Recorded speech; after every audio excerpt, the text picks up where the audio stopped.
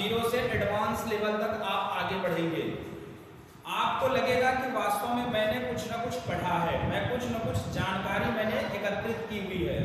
गणित की क्लास, गणित बहुत सारे बच्चे सोचते हैं कि यह बहुत ही कठिन है, लेकिन मैं बता दूं कि गणित से सरल सब्जेक्ट कुछ हो ही नहीं सकता।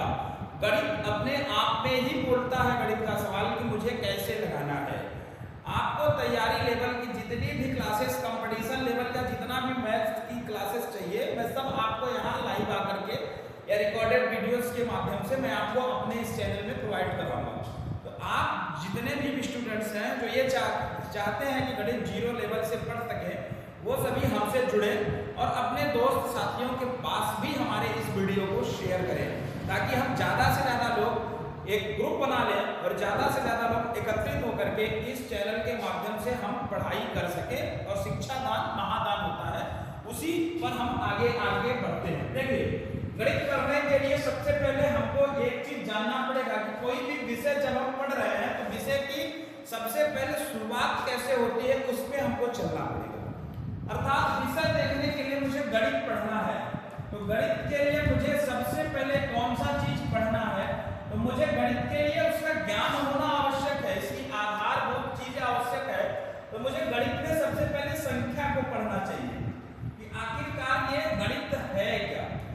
आखिरकार गणित की शुरुआत जब हम करें तो संख्या से ही गणित की शुरुआत होती है, यानी 0 1 2 3। गणित का मतलब गणना, और हम किसी चीज की गणना अगर कर रहे हैं तो हमको संख्या की ही आवश्यकता पड़ेगी। बिना हम संख्या के किसी चीज की गणना नहीं कर सकते हैं, तो संख्या की आवश्यकता मुझे पड़ेगी। तो मैंने देखा, मैं संख्या लिखना प्रारंभ किया, 1 2 3 4 5 6 7 8 9 और ये 10।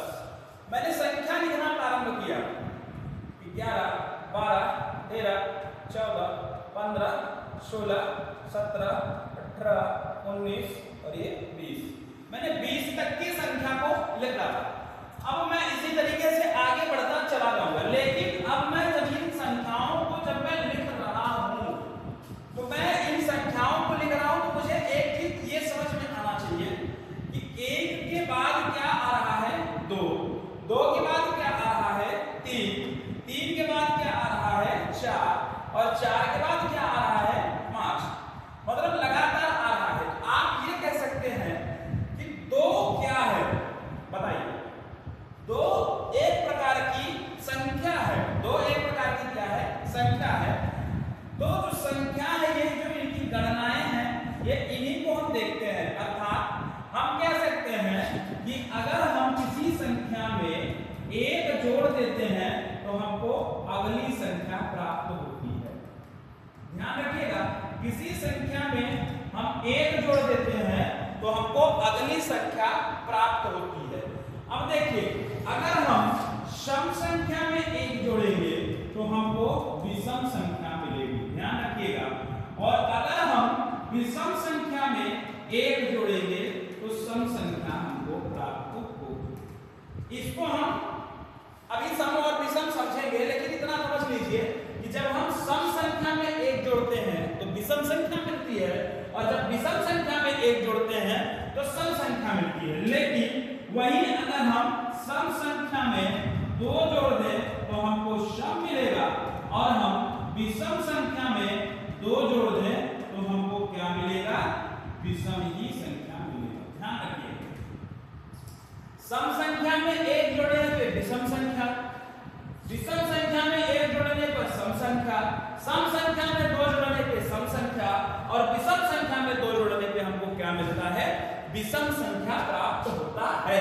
और अगर हम किसी संख्या में 1 जोड़ते हैं तो हमको अगला नंबर मिल जाता है।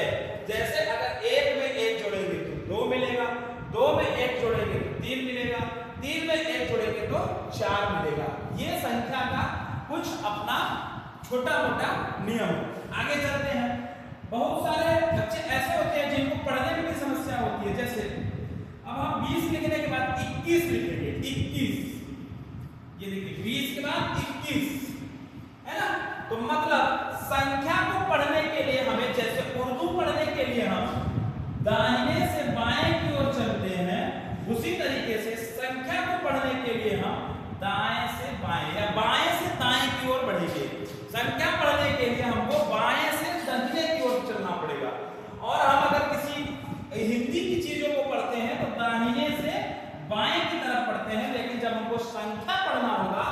कैसे चलेंगे?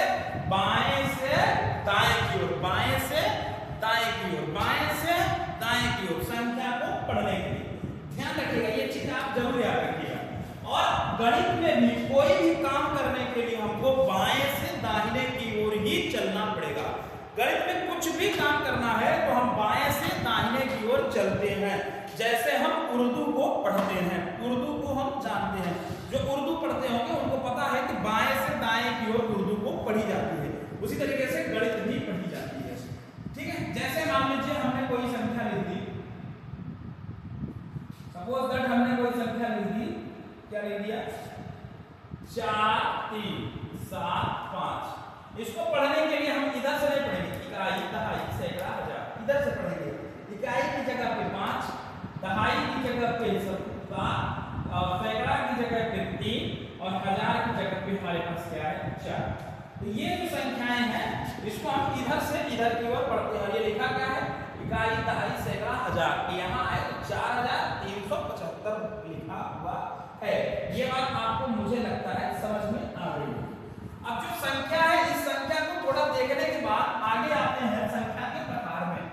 देखिए संख्या के प्रकार में एक आता है सम संख्या और दूसरा आता है विषम संख्या। अभी मैंने सम की बात और विषम की बात की थी, इसीलिए डायरेक्ट मैं सम और विषम किया ताकि आप कंफ्यूज हो। सम का मतलब ऐसी संख्या जो 2 से कट जाए, ऐसी संख्या जो किससे कट जाए? 2 से कट जाए, वो कौन सी संख्या हो जाती है? सम संख्या। ध्यान दीजिएगा, हमने बोला सम, सम का मतलब 2 से विभाज्य, 2 से विभाज्य। ऐसी संख्या जो 2 से विभाजित हो जाए वो सम संख्या कहलाती है। अब इसमें देखिए 2 से कौन विभाजित होगा? 2 हो जाएगा, 4 हो जाएगा, 6 हो जाएगा, 8 हो जाएगा, 10 हो जाएगा, 12 हो जाएगा, 14 हो जाएगा, 16 हो जाएगा, 18 हो जाएगा। अब यहाँ आप एक चीज देखिएगा, इधर तो एक ही अंक लिखा हुआ है लेकिन इधर 2 अंक लिखा हुआ है। इधर कितने अंक लिखे हुए हैं? 2 अंक करके लिखा हुआ है। तो यहाँ देखिए कि 2 से वही संख्या विभाजित हो रही है जिसके लास्ट में 2 है, 4 है, 6 है, 8 है और यहाँ 0 है। तो अर्थात 2 से विभाजित वही संख्या होगी जिसके लास्ट में 0, 2, 4, 6 और 8 हो। माने सम संख्या के लास्ट में आपको क्या मिलेगा? 0, 2, 4, 6, 8। यानी 2 से विभाजित की संख्या क्या है? जिनके लास्ट में 2, 4, 6, 8 और 0। जैसे मान लीजिए हमने एक संख्या लिखी 4 3 7 0। क्या ये 2 से विभाजित है? हाँ सर विभाजित है। क्यों? क्योंकि सर लास्ट में 0 है। हमने लिखा 4 3 2 2। 2 से विभाजित है? हाँ सर लास्ट में 2 है। हमने लिखा 4 3 7 और 1। 2 से विभाजित है? नहीं सर। क्यों नहीं विभाजित है? क्योंकि लास्ट में 1 है। ठीक है, इसी तरीके से हम देख लेते हैं। इसको हम क्या बोल देते हैं? सम संख्या बोल देते हैं। अब एक आती है विषम संख्या। एक क्या आती है? विषम। विषम का मतलब है ऐसी संख्या से जो 2 से विभाजित नहीं होती है। तो 2 से कौन विभाजित नहीं होगा? 3 होगा? नहीं होगा। 5 होगा? नहीं होगा। 7 होगा? नहीं। 9 होगा? नहीं। 11 होगा? नहीं। 13 होगा? नहीं। देखिए 3 में 2 जोड़ूंगा 5 में 2 जोड़ूंगा 7 में 2 जोड़ूंगा 9 में 2 जोड़ूंगा 11। देखो मैंने विषम में 2 जोड़ा, कितना है? विषम ही आ रहा है। ये जो संख्याएं हैं इनको हम क्या बोल देते हैं? विषम संख्या बोल देते हैं। आशा करते हैं आपको ये क्लास अच्छी लगी हो। अगर आपको क्लास हमारी अच्छी लग रही है तो आप हमारे ग्रुप को लाइक करें, सब्सक्राइब करें ताकि हम आपको इसी तरीके से मजेदार वीडियो अच्छे तरीके से समझाते हुए दें। धन्यवाद, नमस्कार, जय हिंद।